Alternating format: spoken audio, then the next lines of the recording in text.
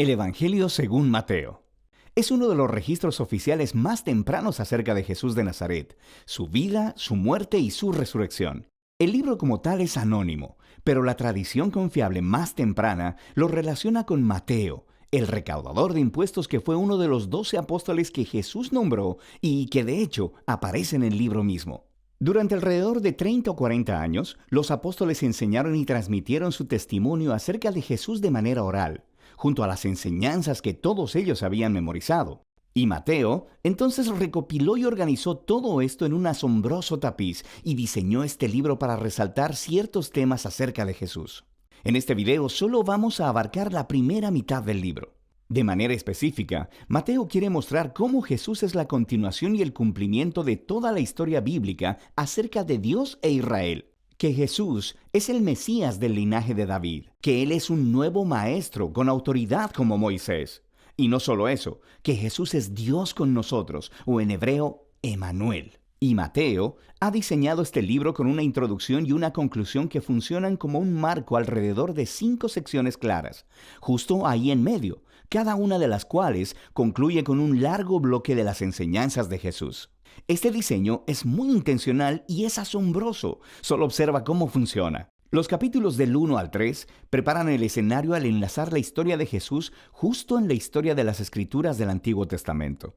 Así que Mateo inicia con una genealogía acerca de Jesús que resalta cómo Él viene del linaje mesiánico del hijo de David y que Él es un hijo de Abraham. Esto quiere decir que Él va a traer la bendición de Dios a todas las naciones. Después de esto tenemos la famosa historia del nacimiento de Jesús y de cómo todos los eventos cumplieron las promesas proféticas del Antiguo Testamento, de que las naciones vendrían y honrarían al Mesías, que el Mesías nacería en Belén, y más que eso, de la concepción de Jesús por el Espíritu Santo, su nombre Emanuel.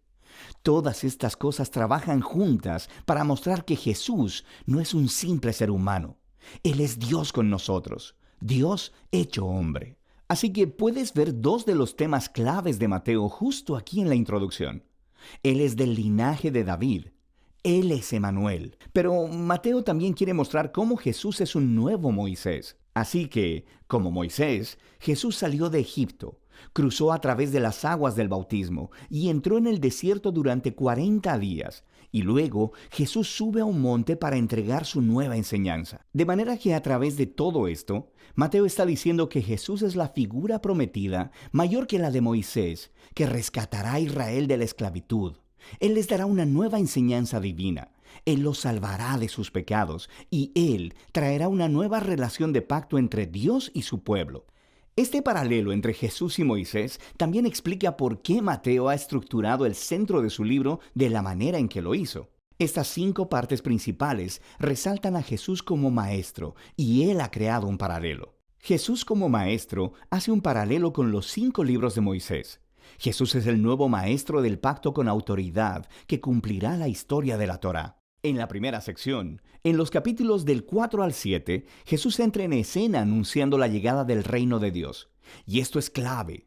El reino es en esencia acerca de la operación del rescate de Dios para todo este mundo y se está llevando a cabo a través del Rey Jesús.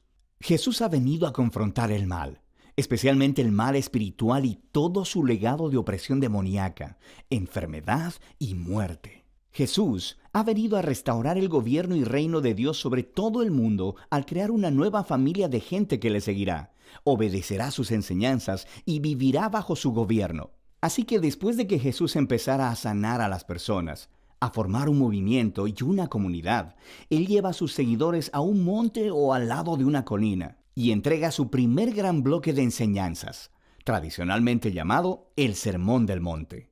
Y aquí Jesús explora cómo luce seguirle y vivir en el reino de Dios. Y es un reino de cabeza donde no existen miembros privilegiados. De manera que los pobres, los don nadie, los ricos, los religiosos, todos están invitados a venir y llamados a volverse, a arrepentirse, a seguir a Jesús y unirse a su familia. Jesús dice que no está aquí para dejar a un lado los mandamientos de la Torá o el Antiguo Testamento. Más bien, Él está aquí para cumplir todo eso a través de su vida, a través de sus enseñanzas.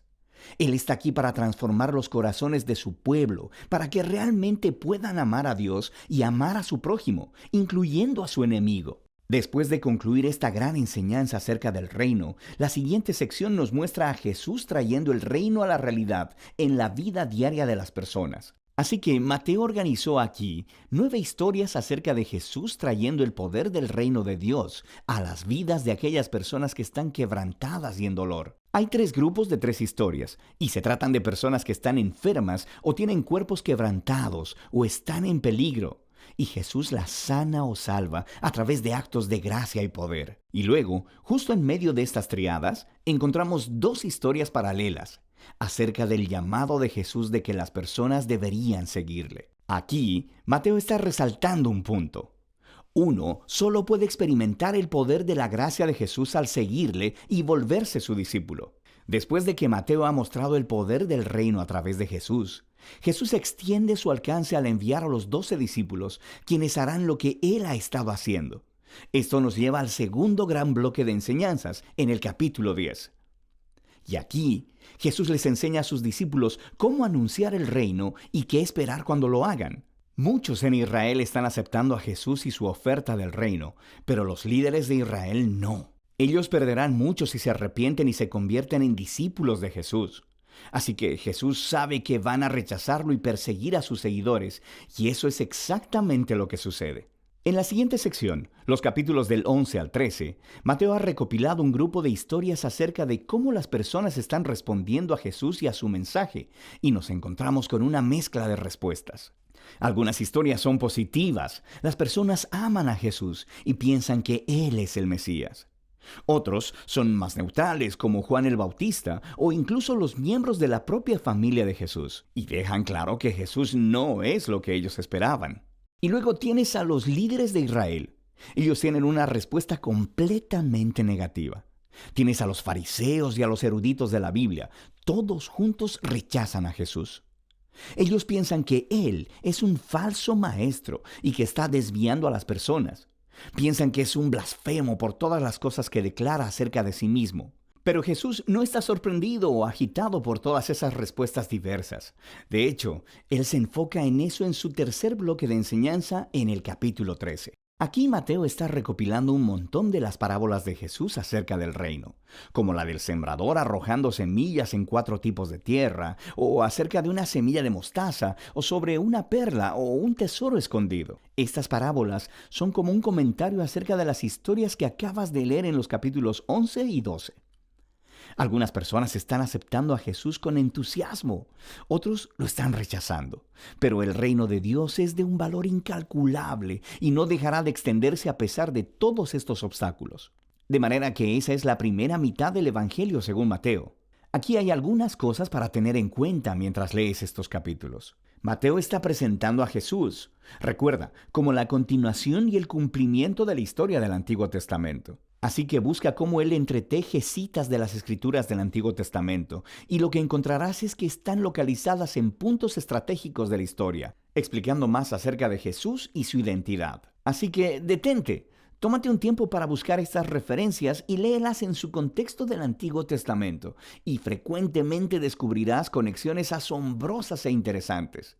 Finalmente, pon atención a los tipos de personas que aceptan a Jesús y le siguen, y verás que más comúnmente son personas que no son importantes, que son donadies o que no son religiosos. Y estas son las personas que son transformadas por su confianza o fe en Jesús y que le siguen.